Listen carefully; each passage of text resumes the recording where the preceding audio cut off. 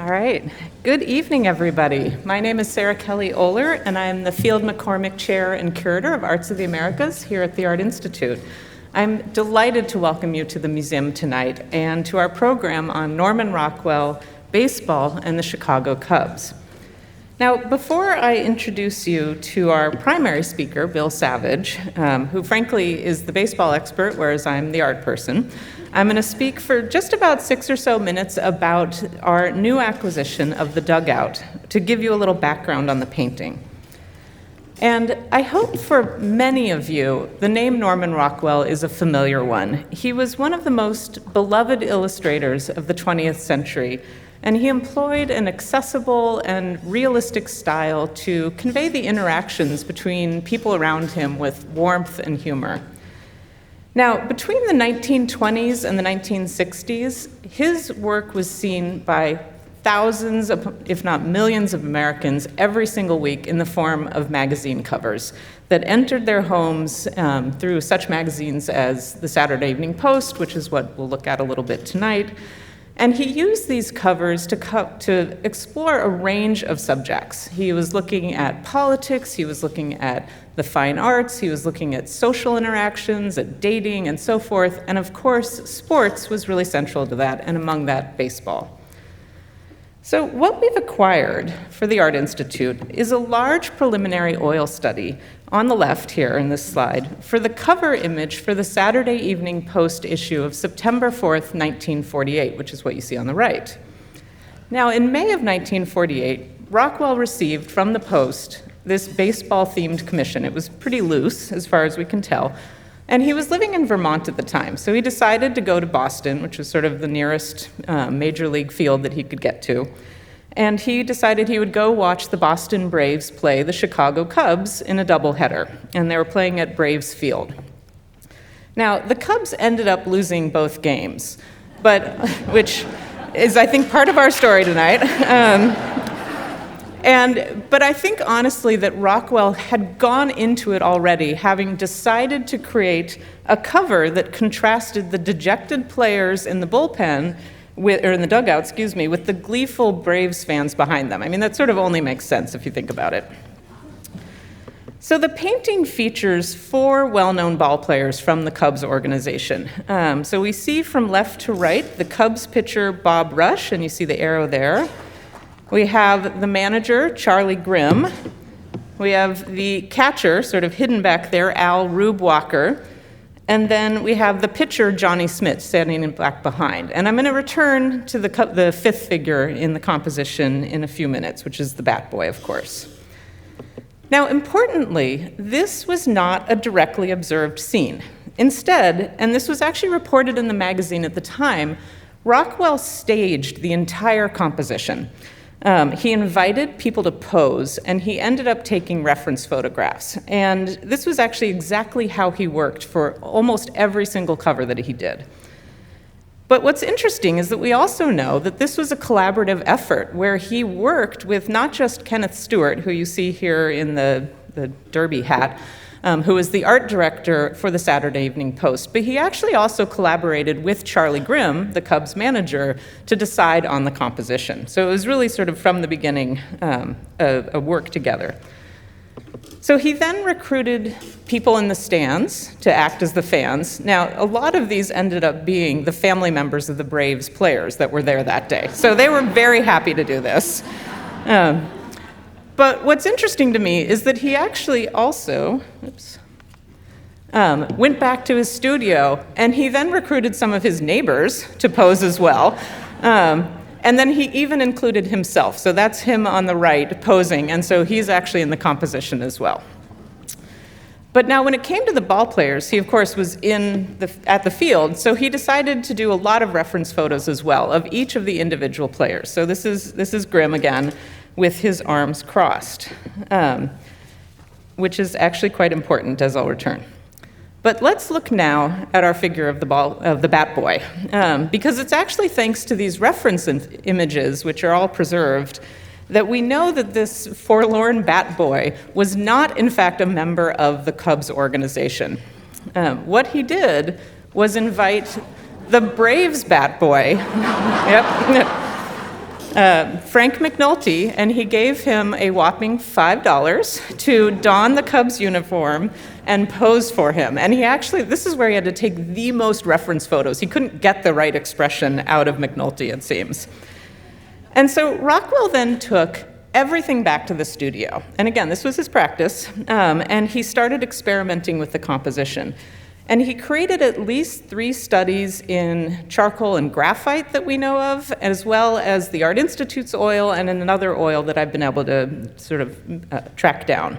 I actually recently made a trip to the Norman Rockwell Museum in Stockbridge, Massachusetts, to do archival research for this new painting. And in fact, what was really wonderful is that I was able to prove through this trip that the Art Institute's work is in fact the very first version that Rockwell undertook. And the way that we know this, and I'd gone into this sort of thinking this was the case, I was looking to sort of prove it, is that if you look closely at the Art Institute's oil, there, the greenish one, and then the final watercolor, which is on the right here, the final watercolor is what he actually sent to the Saturday Evening Post for reproduction. So this was the sort of final model. But there's a very significant change, and it's with our friend Charlie Grimm again. Because what you see is that in the Art Institute's oil, he has his arms crossed, like that reference photo. But in the final version, his hand is to his face. And every single other study for this painting that I've located has the hand to the face. So it's very clear that Rockwell started the composition and then decided it wasn't what he wanted. And in fact, I found a letter where the photographer who was there that day basically said to him, "I don't like what you did. You should have used a different photo of mine." So that was helpful information as well. I'll also just point out a few other changes, and I think for me the most significant is this color palette change. The Art Institute's oil is full of this light green, fresh sort of spring quality. It was May after all, but then the final version is much more uniform in this cool blue and white tones that were probably a little more suitable for reproduction. Now, by the time that the cover was published, several months later, again in September, the Cubs had fallen to last in their league. And so it seems possible that this seemed rather timely, if not perhaps a little prophetic. And it's certainly images like these that contributed to an incredible visual culture that we refer to as sort of the reputation as the Loveable losers, which Bill is going to complicate for us tonight. But I think it was certainly a reputation that many of us associate with the Cubs.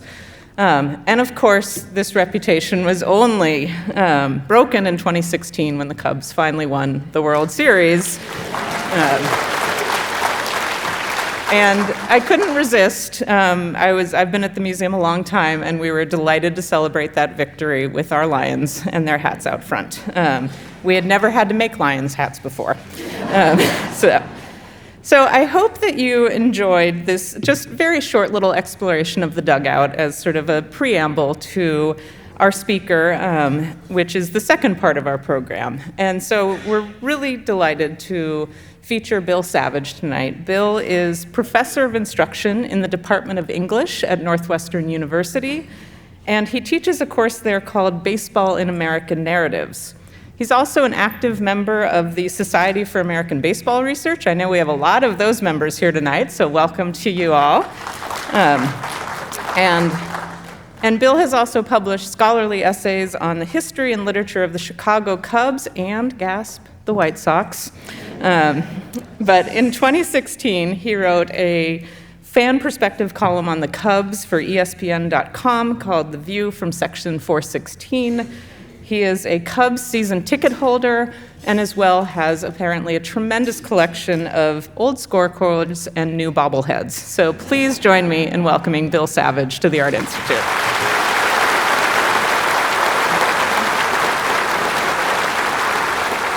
Wow, look at this. Thank you. Thank you all for being here. Let me get my water ready. So I want to start by thanking Miguel Perez and Sarah Kelly-Oler and all of the other Art Institute of Chicago folks for asking me to do this talk. Thank you all for being here in the audience. Thank you to Tegan and Gabby for doing our sign language interpretation. I want to give special thanks to one member of SABRE who is here, my friend Jake Pomranke, who generously fact-checked my story for baseball details and saved me from several mistakes. And like any honest ball player, though, I will take responsibility. Any remaining errors are mine. So the plan for my talk, roughly half an hour, is to look at some of the historical facts about the Cubs that go against the lovable losers narrative. And I may need medical attention for spraining my fingers for doing scare quotes tonight. I'm going to examine some of the cultural reasons for the dominance of that narrative from sports media and popular culture. And finally, I'm going to try to identify a single source, someone who we can say, for good or ill, the lovable part of lovable losers has an origin. Full disclosure and disclaimer, I will be expressing some strongly held opinions tonight, and these opinions are mine and mine alone, and do not necessarily reflect the opinions of the English department at Northwestern University, the Art Institute of Chicago, or Major League Baseball. To begin, I'd like to demonstrate Mark Twain's aphorism. They said there are three kinds of lies: lies, damned lies, and statistics. So I could point out right now, today, the Cubs franchise record is over 150 years. 11,473 wins, 10,879 losses, for a winning percentage of .513. So they're over 500 over their 150-year history. So they're winners, not losers. Let me just say the applause here indicates that argument goes over better here than it does in your average barroom. So some history, though. Over time, the Chicago National League franchise were very often winners, but that history is largely forgotten due to two prominent features of American culture: recency bias, which is also a form of historical amnesia, and the dominance of video in our contemporary culture. The National League franchise, now known as the Cubs, were originally the White Stockings, and William Hulbert, I gotta get ready for this. William Hulbert, team owner, was one of the founders of the National League 150 years ago this season. You can visit his gravesite at Graceland Cemetery, a few blocks north of Wrigley Field, along with the final resting place of many other Chicago notables. And notice here that there's no longer a Cleveland or a Buffalo in the National League, but there was when it was originally founded. Chicago's one of only two original franchises. Hulbert's team won the first National League pennant in 1876 under the leadership of pitcher Albert Goodwill Spaulding, later more famous for his sporting goods company and the creation of the myth that Abner Doubleday invented baseball one day in 1839 in Cooperstown, New York. The Chicago team were also NL champions in 1880, 81, 82, so a three-peat, well before these basketball guys, 85 and 86. So the Cubs, the National League team, were winners a long time ago. But history isn't just facts. History is narrative. History is stories. And the early history of Chicago baseball has a story that shows how narratives can flip. Before the founding of the National League, one of its predecessors, the National Association, was playing. And on July 23rd, 1870, the first shutout was thrown in that league's history. The New York Mutuals beat Chicago 9-0. A verb was invented: to be Chicagoed. Being Chicagoed originally referred to the ignominy and shame of the Chicago team not managing to score a single run. But later, when Chicago was so dominant in the National League, the term was flipped. And to be Chicagoed meant you were the loser who got shut out, the way the Chicago Cubs or White Stockings did in their dominant era. So the 19th and early 20th century Chicago teams also demonstrate an important aspect of how historical narratives work. The choice of what frame we apply largely determines the stories we tell, determines what matters. Take Adrian Constantine Cap Anson, who played for, managed, and later was part owner of the Chicago National League franchise. Depending on which stats you look at, he was almost certainly the first ball player to amass 3,000 career hits. He was an innovator on defense, playing first base, a forward-looking strategist as the game evolved. He loved aggressive base running to mess with the other team's defense. And this is before players had gloves, so it mattered. He was inducted into the Baseball Hall of Fame in 1939. He is still the winningest manager in Chicago Cubs history. That's one frame. Anson was also in no small way personally responsible for drawing the color line in organized baseball. In the late 1880s, he refused to play against teams that had black ball players on them, like Moses Fleetwood Walker, which directly led to the exclusion of such players from organized baseball for generations, until Jackie Robinson reintegrated the game in 1947. So, when we talk about Cap Anson, which frame will come first? His accomplishments on the diamond, or his personal and professional racism and the structural racism he helped create? The question of the Cubs as winners or lovable losers is a magnitude less important and morally fraught than the Anson frames, but it works in the same way. If we take the frame of the team's entire history, the Cubs have often been winners, not losers. In fact, and I know a lot of people in this room know this, but I'm assuming not everybody, the Cubs fielded the winningest single-season team ever.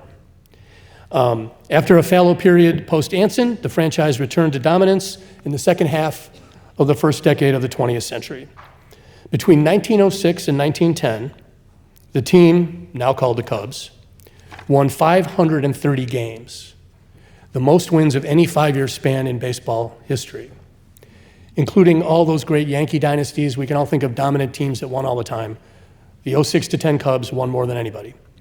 The 1906 team went 116, 36, and 3 for a winning percentage of 763, still the best single season in MLB history. The Seattle Mariners had as many regular season wins in 2001, but their winning percentage was lower, 716, because they played a 162-game season. The Cubs were so dominant in that period, they inspired poetry from opposing team sports writers. Yes, I know, sports writers used to do poetry. I'm kind of glad they don't anymore, frankly. Franklin P. Adams of the New York Evening Mail wrote a poem called Baseball's Sad Lexicon, helping to immortalize an historic double play combination.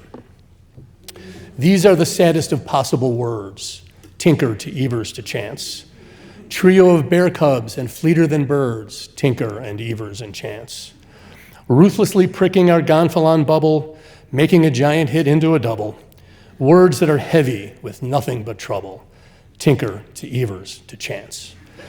Now, one reason I'm glad sports writers aren't doing poetry anymore is we no longer have to explain what the word gonfalon means. That was a term for pennant, the tendency in poetry to want to jazz things up.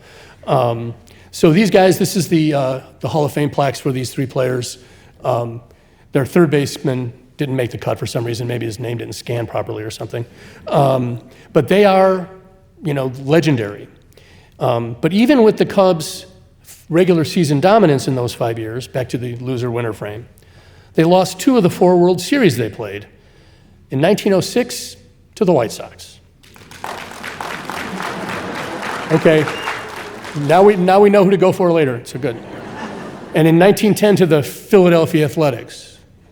Okay, everybody's here. Now the West Sacramento Athletics. Which leads to a key point, and this is again another generality about American culture that I think matters. In American culture, you have to win it all or you're a loser. To deploy a couple of football examples, and while baseball might be our national pastime and our oldest game, football at the high school, college, and NFL levels is the most watched sport in the USA right now.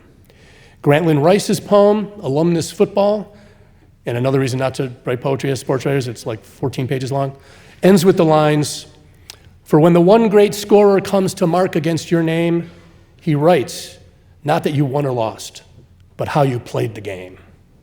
And this has been transformed into the aphorism, it's not whether you win or lose, it's how you play the game.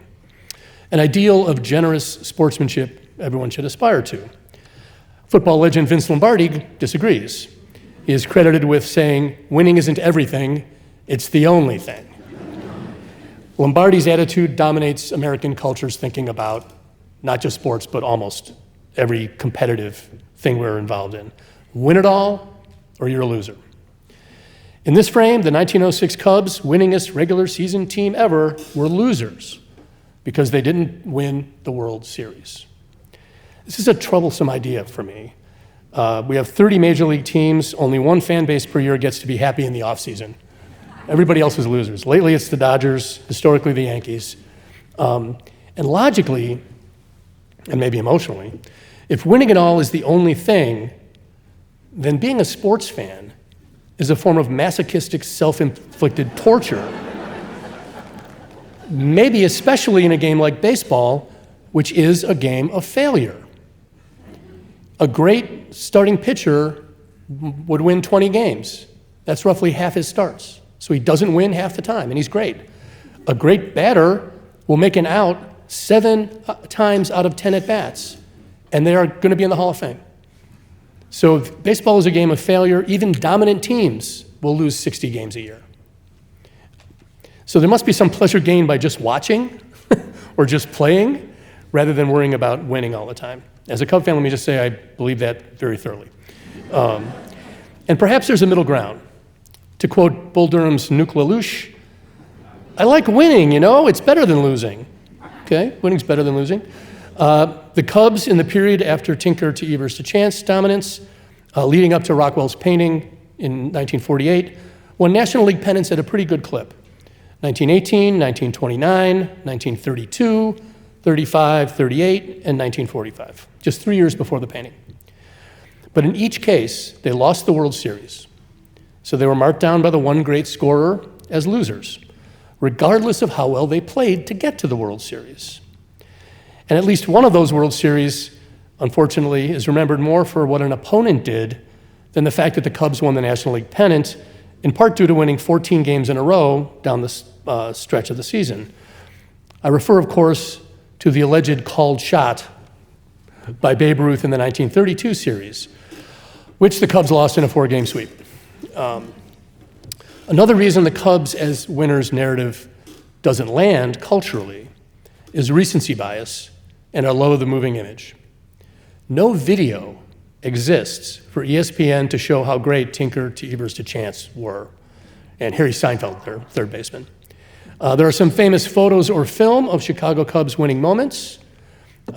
This is the 1938 homer in the Gloman, a late afternoon home run by Gabby Hartnett that put the Cubs in first place, beating the Pirates, a few days before they clinched the pennant in St. Louis at the end of the season, before losing the World Series in 4 games to the Yankees. Drive a man to drink.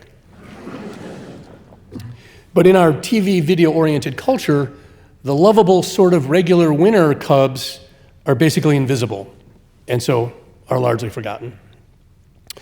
And history also requires honesty. The winning era in Cubs history did end. From 1946 until 1983, the Cubs were pretty miserable. Lots of reasons. Bad ownership. Philip K. Wrigley, who inherited the team from his father William, was not particularly interested in baseball. He had chewing gum and yachting on his mind. Corporate indifference leads to organizational incompetence, as the Cubs had bad general managers, bad field managers, not to mention the ill-fated College of Coaches, where they rotated multiple coaches into the manager's seat during the regular season for between 1961 and 65. And they mostly had bad players, although there were usually 1 or 2 charismatic stars stuck on the roster or promising rookies who could get traded away and then become the stuff of infinite regret. Lou Brock. But again, I would point out narrative frames matter. I don't know, do Philadelphia fans regret the fact that the Cubs got Sandberg and Jenkins from Philly? 2 Hall of Famers thrown in trades? Anyway. A side note, when Leo DeRocher, and we'll get back to him, was hired after the disastrous College of Coaches experiment was mercifully terminated, he asserted that the Cubs were not an 8th place team going into the 1966 season. He was right. In his first year at the helm, the Cubs came in 10th. Dead last in the National League, a veritable doormat. So why be a Cubs fan? Why root for losers? With winning not on the menu, the Wrigleys marketed the ballpark to fans as a fun place to go on a sunny afternoon. Have something to drink and a hot dog, some ice cream for the kids. The great Cubs scorecards of the 1950s by artist Otis Shepard all feature fans and food, not ball players. And they had some good ball players. In '54, you could have put Ernie Banks on there. And I guess I love this image.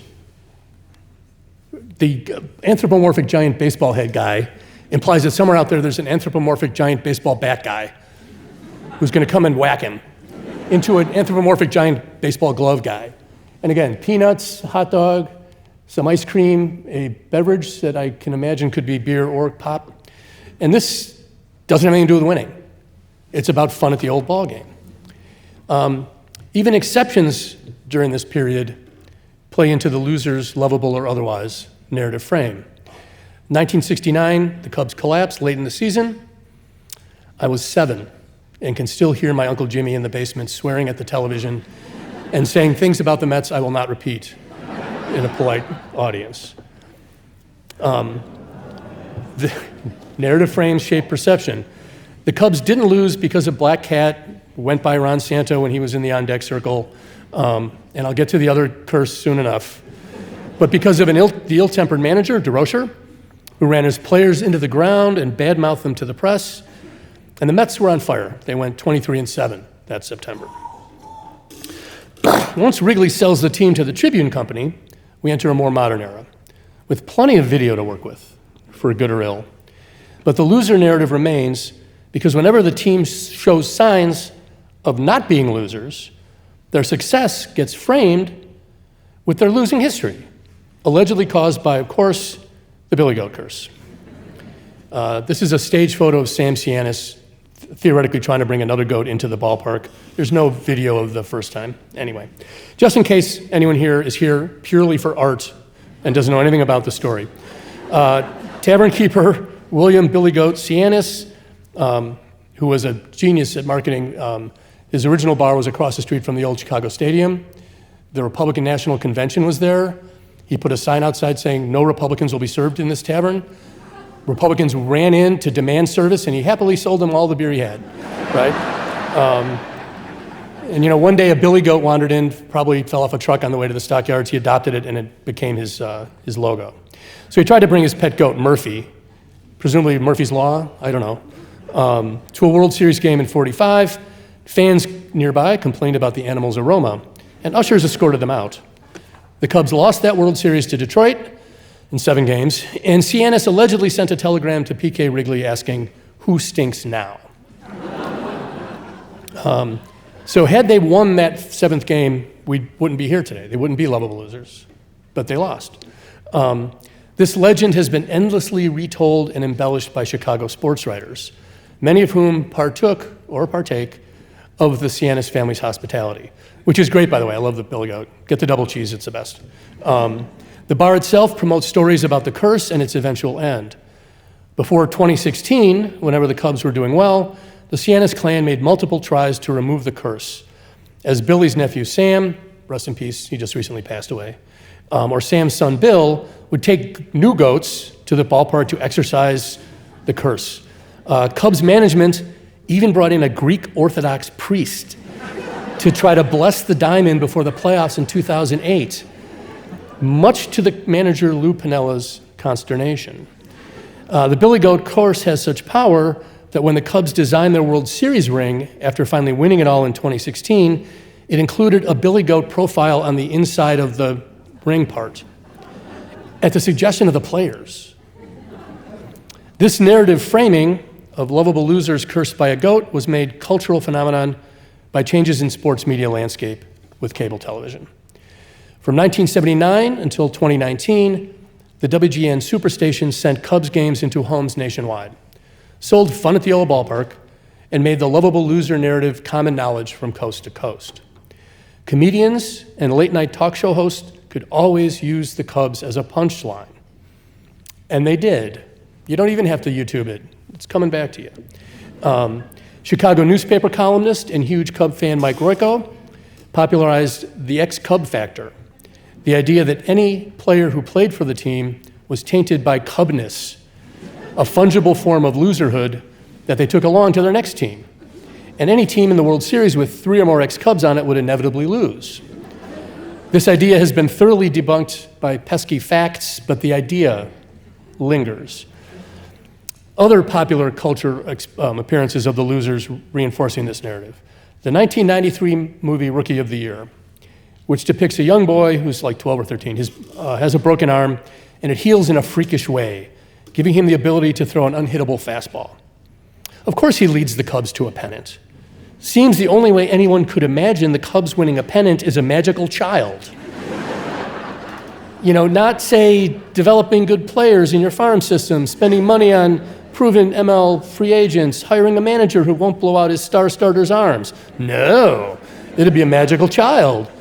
I bet that script and production got green-lighted like that. Music.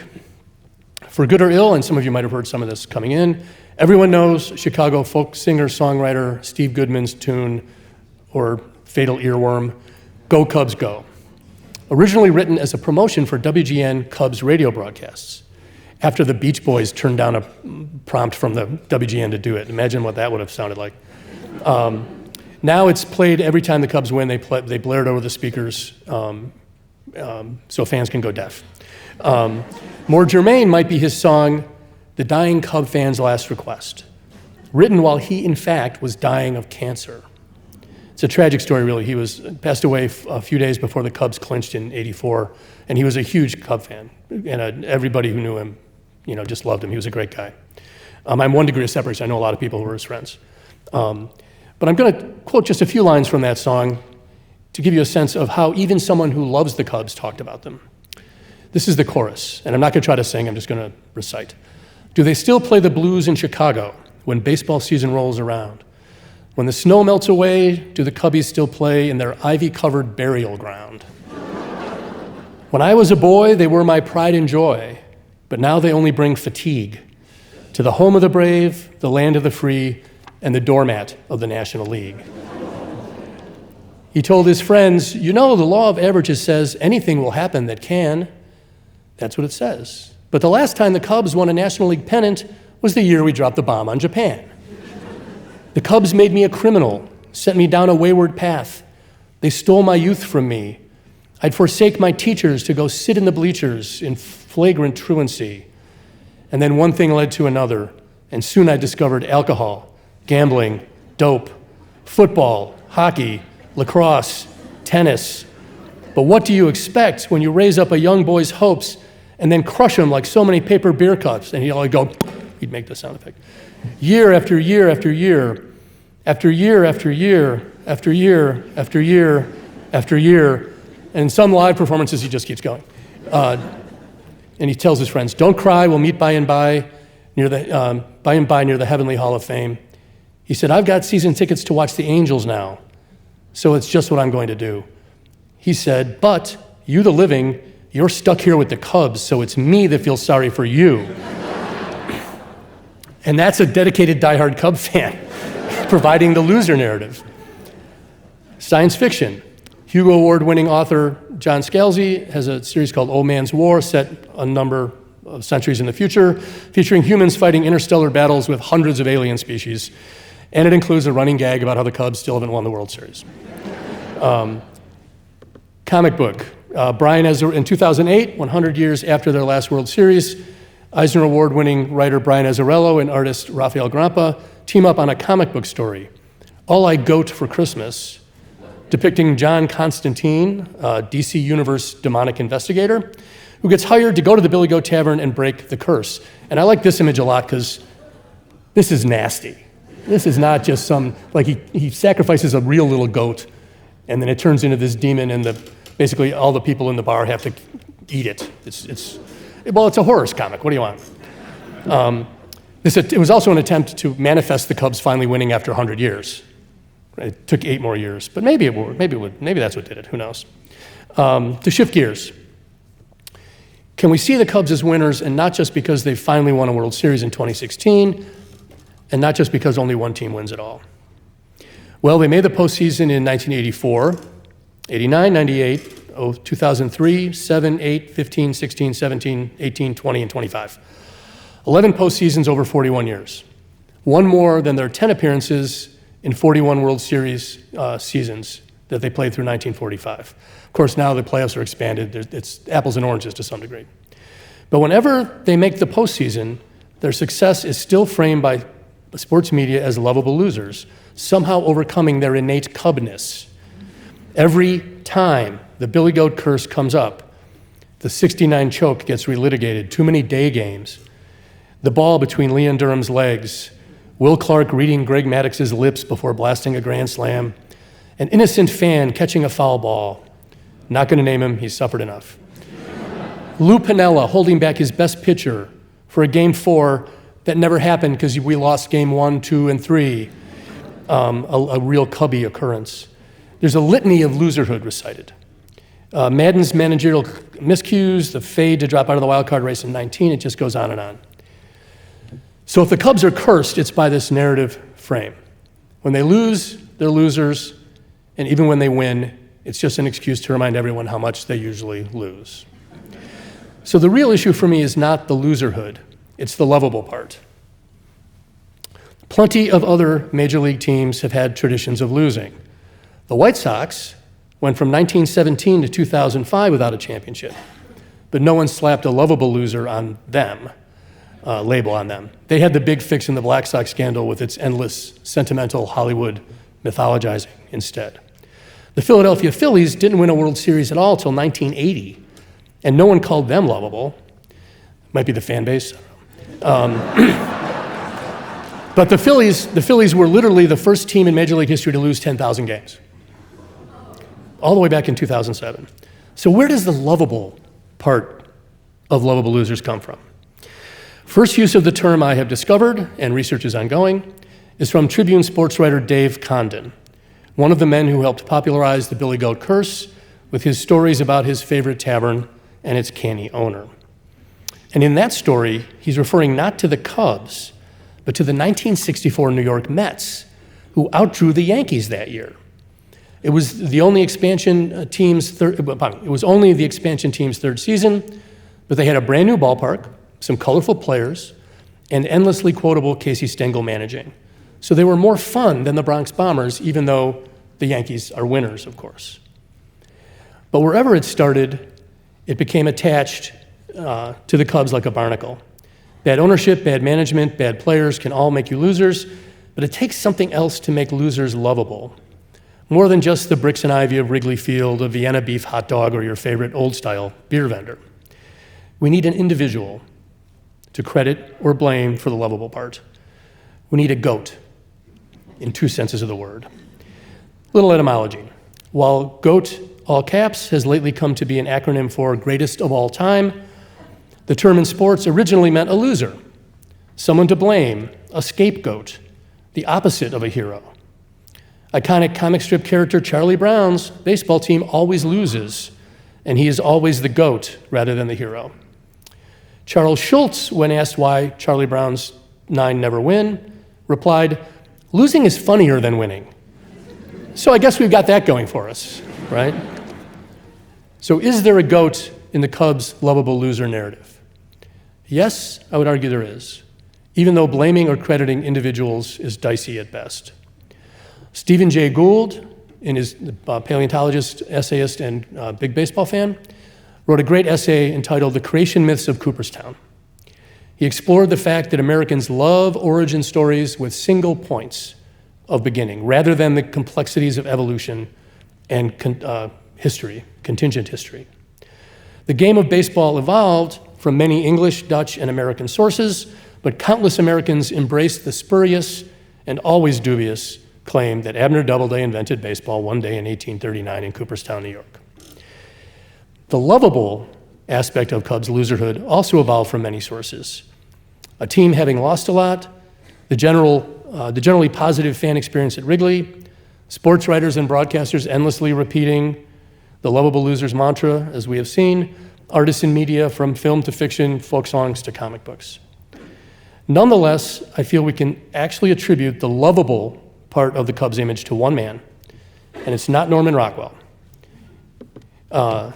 This is the wall label by the painting. And I'm not trying to be a bad guest, but the Cubs weren't lovable losers yet. They were just 3 years from the World Series in 1948. Anything could happen.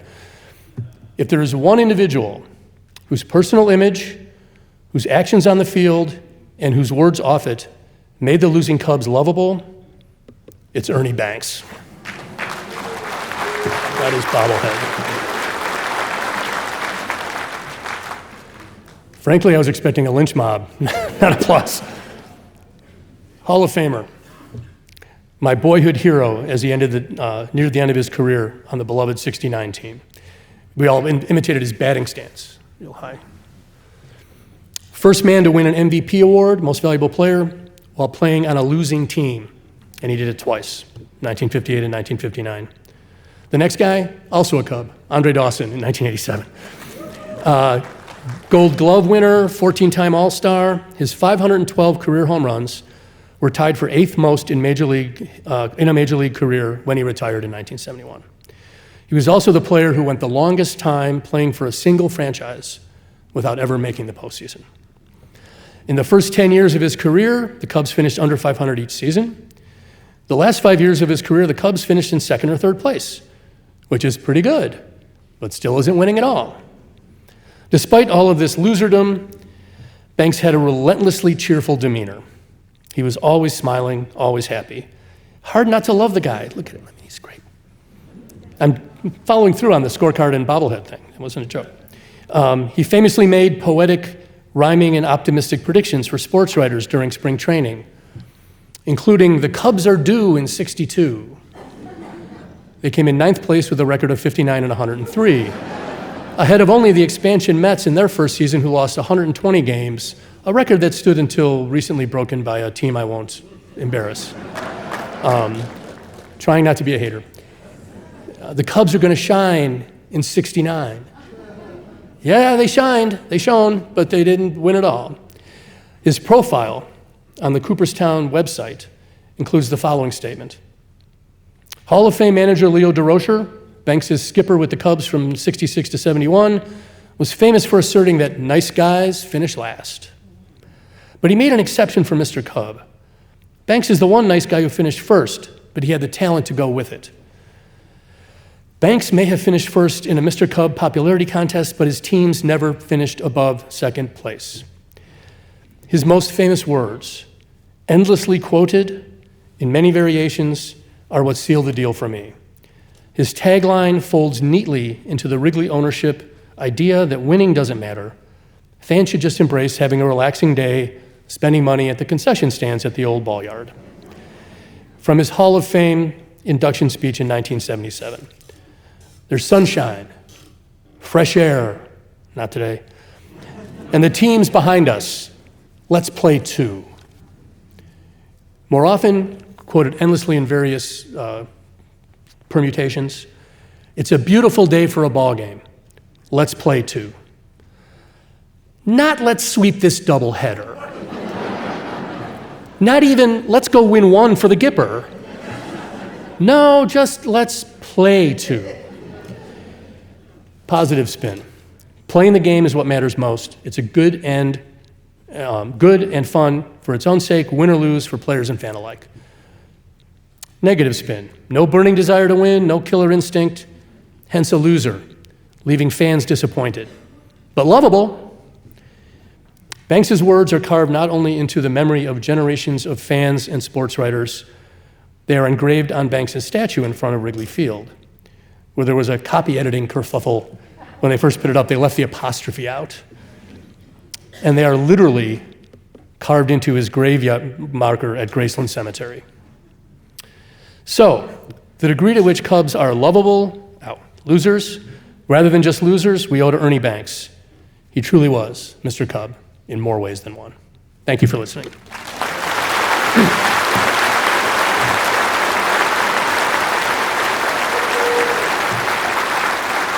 Can you put the painting up?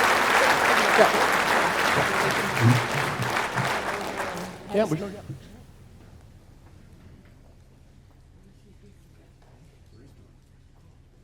Well, Well, Bill, thank you so much for that.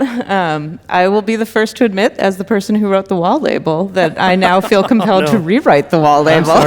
No, this is good. You're talking to a person who does not, in fact, follow baseball much and knows the art and not the baseball, so it's great to then connect. Right. Let's go back to the painting, though. Yeah, I'll go back to There that. So we actually want this to be audience Q&A. There are there's some staff members here who can bring around some microphones for people that have questions for us, and it can be about baseball or it can be about art. We're very open to either of those questions. But in the meantime, I think this is, for me, what is really interesting and sort of thinking about is this fact that, in fact, when Rockwell went to this ballpark, he must have, as I alluded to, he must have already known what he wanted to do. So the fact that it was the Cubs was somewhat irrelevant. And the fact that they then ended up last in their league seems a little irrelevant at all. And that seems to sort of jibe with what you're saying. Yeah, well, they wouldn't have known in May that they were going to come in last yet. And I suspect that they were... it was probably Rockwell's schedule as much as anything else. Like, he had a deadline, he had a timeline, they were in town, so it was the Cubs. And by the way, if you like that jersey they're wearing, if that's the giveaway tomorrow in the Wrigley Field Budweiser bleachers. First 5,000 fans get a replica jersey from that period. Yeah. That's pretty good. I'm here shilling for the Ricketts. Just help you out. Anyway. So like I said, can we answer any questions for people? About. If you raise your hand. All right, yeah, if you raise your hand, they will come find you with microphones. There's one here. We can't see you very well, so we're going to rely on our colleagues. Stand up if you want the microphone, stand up. There we go, right there. Okay, we're starting in the back there. Yep. All right, go for it. Okay, first of all, I have to apologize because this is an art question. No problem. And the sports part was just fantastic, so thank you so much for that.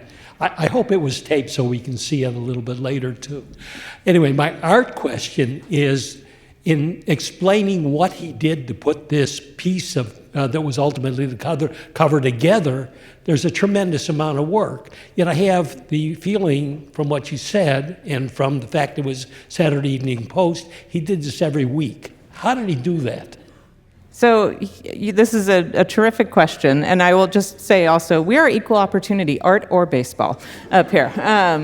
But so Rockwell, in many ways, was a machine. I mean, he really did have to work on a fast pace. It's certainly why he used things like reference photographs so that he could quickly assemble a composition and put it all together. And it sort of evolved over time. Initially, it was reference photos, and he was cutting things out and sort of arranging things, and then sort of, painting canvases, that sort of thing. He actually in later use would actually use a projection, which is rather interesting. So he was sort of working even faster. So I think it was, this was something he loved. He loved being an illustrator. He loved doing this work. And so I don't think he saw it as a grind, but it certainly was a pace where, again, in May, he gets this commission. He's going to Boston because it is close, and also, frankly, he needed the Saturday Evening Post people there, so they were driving up from New York, and so they met in the middle. And he was churning these things out and having it at the Post by, mid-August. But in the meantime, he's doing that every week for dozens and dozens of weeks. So I think he took advantage of modern technology, and I think he also then, frankly, was just very adept. He was really extraordinary as a draftsman. He, is actually really quite extraordinary as a painter as well. I think that's one of the things I love about the Art Institute's study is that it is very painterly. There's a lot of brushwork because he's working quickly, and you can actually see underdrawing where he's just, trying out things, especially sort of around the feet of one of the players there. You see all the underdrawing where he's not even covering it because he's working quickly. So, and again, then he gets this news that, oh, sorry, this is not what anyone is happy with. So in some ways, we have the reject of the group, but I love it for that reason. It's an interesting aspect of Rockwell's work. This is a question about the art. Do you think that the anthropomorphic baseball inspired Mr. Met? And if the artist was still alive when Mr. Met was created, do you think he should have sued? The question is, did this cover of a scorecard inspire Mr. Met? Mr. Met is for those of you who are maybe not familiar with baseball mascot culture, is an anthropomorphized guy with a giant baseball head. I think that idea is general enough that the Mets will probably get away with it. And Otis Shepard was also the illustrator for the Wrigley Gum Company, all of their ads and images and stuff. So I don't believe this is actionable. And it's sort of like Mr. Pumpkinhead, it's out there in the culture. I also would just say I feel like this was not uncommon to sort of anthropomorphize in this way. But. We have one Up right here? here in the Okay, middle. back there. The painting in the bottom right-hand corner looks like it was given to someone, a family. Do you have any information about that? I did. That was part of my quest to Massachusetts. The painting is inscribed to Dr. and Mrs. Bovaird and from Norman Rockwell. And I actually really had not had any clue who they were. But thankfully in the 1970s, Mrs. Bovaird wrote a long series of very informative letters to the Norman Rockwell Museum as they were cataloging works. And it turns out that they simply were fans, and they had gone to visit him. They had tried to purchase something, and he actually sent them the wrong work. And he didn't sell works very often. This was actually quite unusual that he sort of was going to sell them a work, but it was a sort of easy thing for him to do.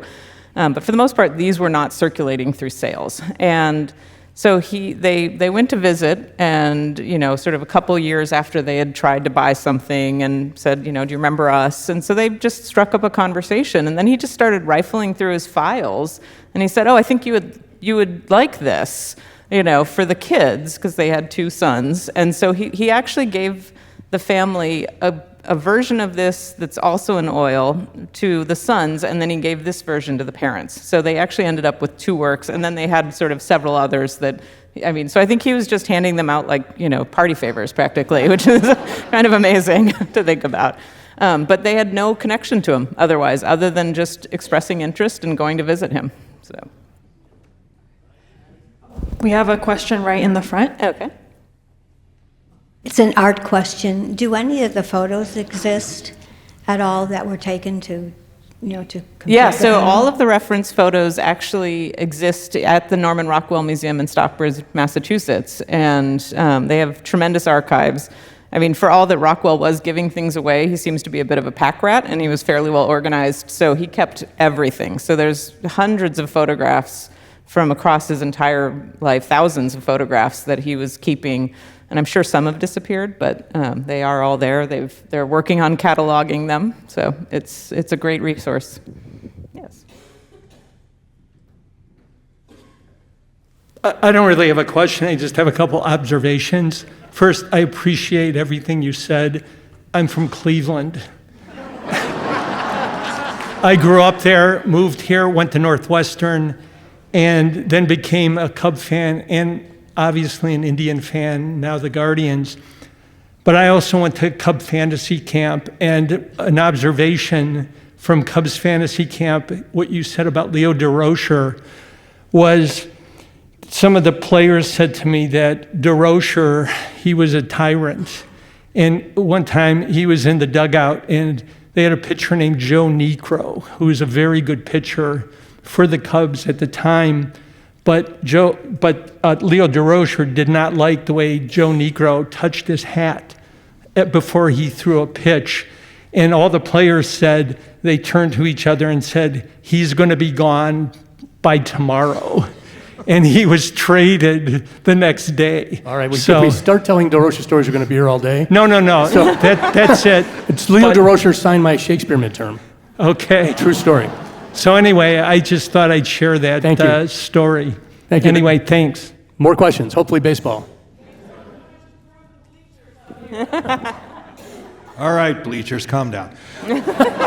Here's my question. So the Art Institute has all these paintings and all these Americana paintings. Why has it taken the Art Institute so long? What has been the reticence of getting Norman Rockwell in the institution? So it's in part because they didn't circulate through an art market. I mean, that's really the biggest part of it is, the vast majority of the Art Institute's collection comes through, an art market that's existed since the beginning of the museum in 1879. And so fundamentally, because Rockwell wasn't engaging with that, it's only works, his works have really only been in a secondary market since his death. And so I've been here 24 years. I've been looking for Rockwell for about 24 years. And, and I just never had thought that any one of them coming up was exactly what I wanted.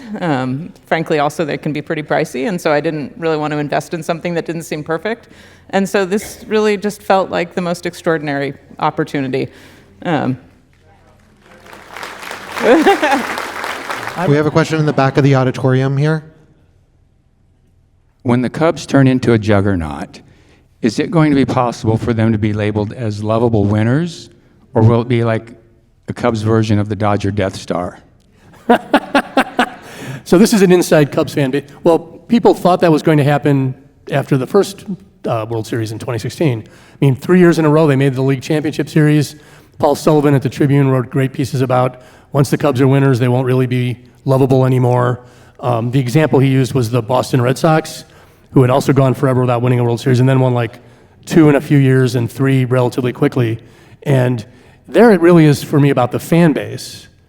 Like, if the fans are still lovable, are they lovable winners? I don't know. I mean, but winners don't have to make themselves lovable. Winning is lovable in this culture. This will be our last question up in the front. Where were you in 2016? Where was I in 2016? You got a subpoena? I mean, come on. I took my dad to Game 1 of the World Series. Yes, I was, and this is, baseball fandom is about what you inherit. My best pal brought his mom, I brought my dad. We were brought up to be Cub fans by them. The Cubs lost 1-0. My dad nearly had a diabetic stroke trying to get to the L. It was quite the experience. But 2016 was a great year. Everyone had a good time, and then we wanted to win again. Because, the last time we won the World Series, we repeated, and it just hasn't happened. Because that is the lovable loser. But I will add, we will keep those hats for the Lions for the next time. Yeah. Thank you all very much. Thank you all.